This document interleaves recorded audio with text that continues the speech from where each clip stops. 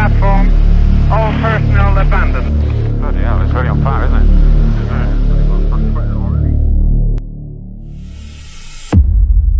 You're 175 feet above the freezing, black waters of the North Sea. Below you is chaos, burning debris, slicks of oil on fire, and a sea churning against an unnatural disaster.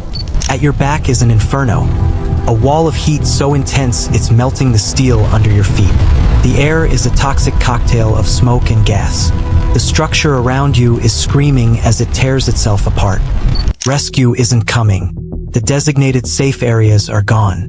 The escape routes are blocked by fire. In this moment, you face an impossible choice.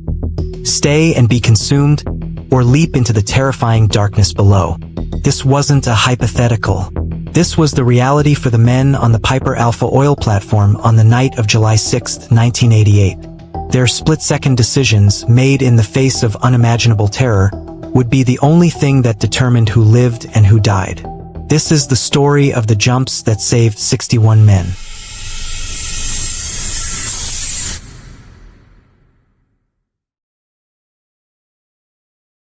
Before its name became a synonym for industrial catastrophe, Piper Alpha was a titan of its time, a veritable city of steel planted 120 miles off the Scottish coast. It was a marvel of engineering that produced nearly 10% of the UK's oil and gas. But deep within its complex design lay a fatal flaw. The platform was originally designed to produce oil. However, it was later heavily modified to also process immense quantities of highly volatile natural gas. This conversion squeezed dangerous, high-pressure equipment dangerously close to the crew's living quarters and the central control room, the very heart of the platform's operations. On July 6, 1988, this fundamental design flaw set the stage for disaster.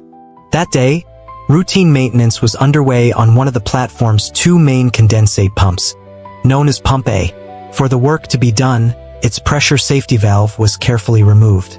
The open pipe was then sealed with a temporary metal disc, known as a blind flange, a seal never intended to withstand the system's full operational pressure.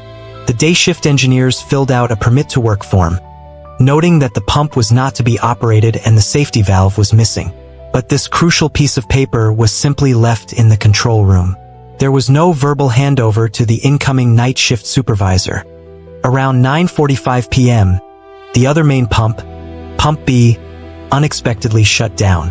The night crew scrambled to get a pump back online to prevent a total platform shutdown. Sifting through the paperwork, they found the maintenance permit for Pump A. Seeing that work on the pump itself had not yet begun, and completely unaware of the missing safety valve on an adjacent pipe, they made a fateful decision.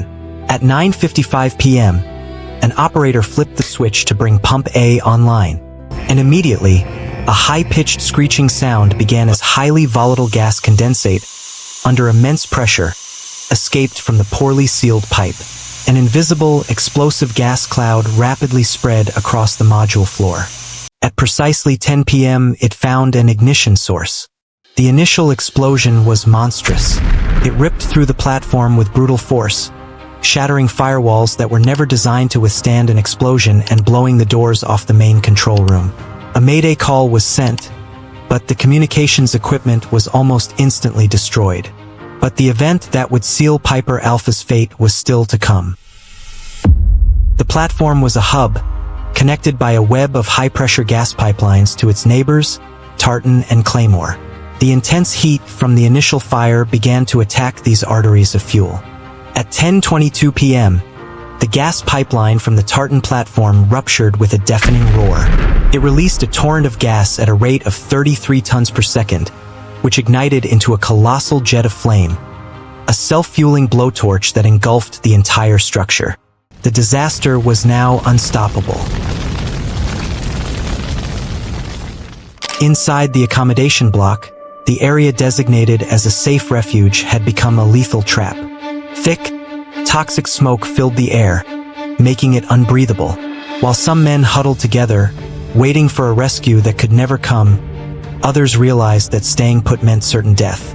They were driven by the relentless inferno to the outer edges of the platform, finding themselves on the helideck, 175 feet above the water. Below them, The North Sea was a terrifying prospect, freezing cold and littered with burning debris from the collapsing platform. The choice was as brutal as it was simple: certain agonizing death in the fire, or a sliver of a chance in the violent sea. As one survivor later recalled, "It's better getting splattered than getting burned." These weren't graceful dives. They were desperate, terrified falls into darkness. Men climbed over the safety netting, closed their eyes, and simply pushed off into the abyss. They would have hit the water at an estimated 70 miles per hour, an impact that could easily prove fatal. In the water, they faced the immediate threats of hypothermia and patches of burning oil, as heroic rescue crews in standby vessels navigated the flaming sea to pull them from the waves.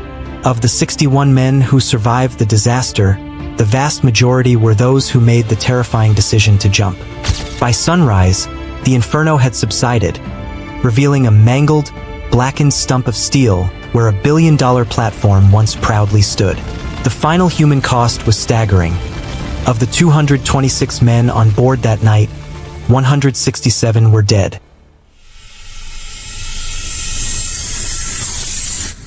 The subsequent public inquiry, led by Lord Cullen, became a landmark investigation into industrial safety.